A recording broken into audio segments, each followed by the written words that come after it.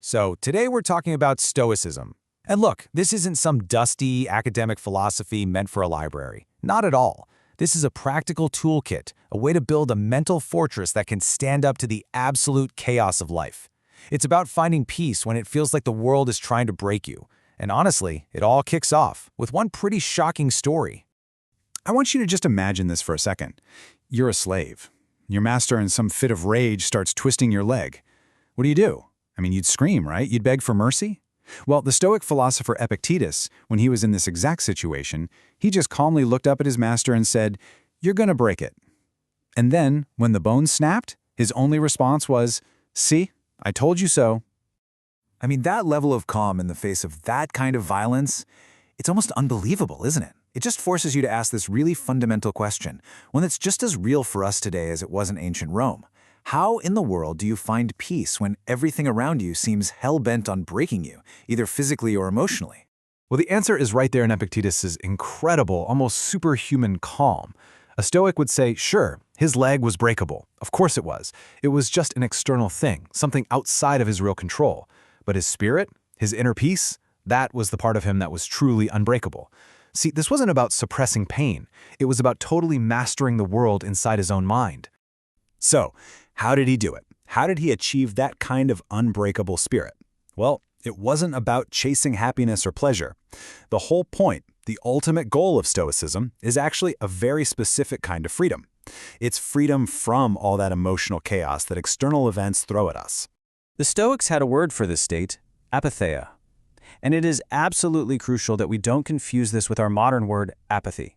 They are not the same thing. Apatheia isn't about feeling nothing.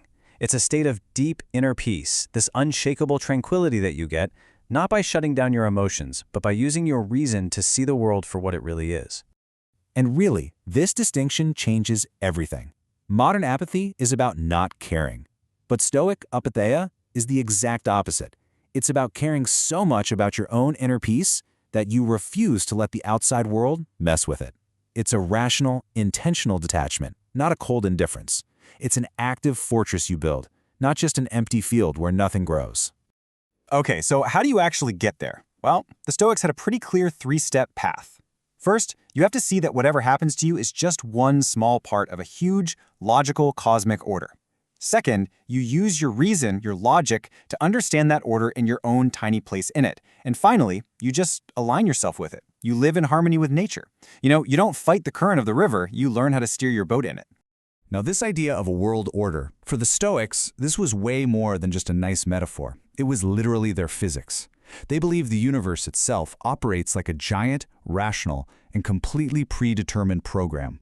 For them, nature basically had two sides. On one hand, you've got the passive principle. That's just matter. All the inert stuff of the universe, just sitting there waiting to be shaped. And then you have the active principle, a kind of cosmic reason, or what they sometimes called God, that acts on that matter, giving it all its order and its purpose. They called this active, ordering force the logos. Think of it like the universe's divine operating system. It's this rational plan that runs through absolutely everything, making sure the entire cosmos unfolds in a logical, understandable, and totally predetermined way. So for a Stoic, nothing, and I mean nothing, is random. There are no accidents. And this right here is the absolute core of the Stoic mindset. Because if everything that happens, from a star exploding trillions of miles away to your own leg being broken, is a necessary logical part of a perfect, divine plan, well, how can you rationally be angry about it? Complaining about your fate would be like the single line of code complaining about the entire program it's a part of. It just doesn't make sense. Okay, so if the whole universe is run by this divine reason, this logos, where do we humans fit into all this? Well, the Stoics had a really beautiful answer. We actually have a tiny piece of it inside each of us. They even had this amazing term for it, logos spermaticos. It literally means a seed of the logos. The whole idea is that every one of us carries a fragment, a little spark of that same divine reason that governs the entire cosmos. Our ability to think, to use logic, that's our direct line, our connection to the operating system of the universe itself. And get this, for the Stoics, this wasn't some airy-fairy spiritual idea. They thought the soul was a physical, material thing, literally passed down from parent to child like DNA. And they believed our minds start out as a total blank slate, a tabula rasa. all ready to be written on by the logic of a world that is itself governed by the very same reason we carry inside us. You know, a worldview this powerful, this complete, it doesn't just fade away when an empire falls. The ideas of Stoicism echoed down through history, shaping Western thought in ways that might actually surprise you. I mean, just look at the timeline. From its founding in ancient Greece, through its adoption by Roman slaves like Epictetus and even emperors, this philosophy had incredible staying power. Early Christian thinkers like Tertullian borrowed Stoic ideas, and centuries later, even the guy we call the father of modern philosophy, René Descartes, was using a Stoic test for what counts as truth. So when you really start to look, you see the fingerprints of Stoicism everywhere. The idea of a divine word or logos that governs the universe, the concept of a universal brotherhood of all humanity, the mind starting as a blank slate, the whole philosophical quest for clear and distinct ideas as the foundation of truth. These are huge concepts in our world, and their seeds were planted right here, in Stoicism. And you know, maybe nothing shows this influence more clearly than this little moment right here. When the Apostle Paul was in Athens trying to explain his new Christian faith to a bunch of skeptical Greek philosophers, he didn't quote the Old Testament. Nope.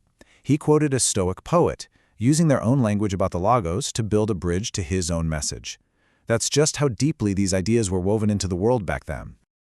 So, what does this all mean for us? Right now. The legacy of Stoicism isn't just a history lesson, it's a living challenge. The Stoics built their entire philosophy on this radical idea that our own reason gives us the power to reframe our reality, to choose not to be harmed by what happens to us. And that leaves us with a simple but really powerful question to think about. What is one external thing in your life that you can't change, that you can choose to see differently starting today?